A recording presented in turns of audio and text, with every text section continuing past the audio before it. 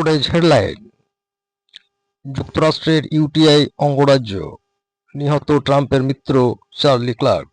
ক্লার্ককে গুলি করে ছাদ থেকে পালিয়ে যায় হত্যাকারী। ফিলিস্তিন বলে কোনো রাষ্ট্র থাকবে না, এই ভূমি আমাদের, বললে নেতানিয়াহু। অভ্যুত্থানের ষড়যন্ত্রে দোষী সাব্যস্ত ব্রাজিলের সাবেক প্রেসিডেন্ট জয়ির বলসোনারোকে 27 বছর কারাদণ্ড দিয়েছেন দেশটির সুপ্রিম কোর্ট। যুক্তরাষ্ট্রে শোক ও শ্রদ্ধায় স্মরণ করা হচ্ছে 9/11। ইসরায়েলে হামলা হুমকির মুখে গাজা নগরী ছেড়েছেন 2 লক্ষ ফিলিস্তিনি।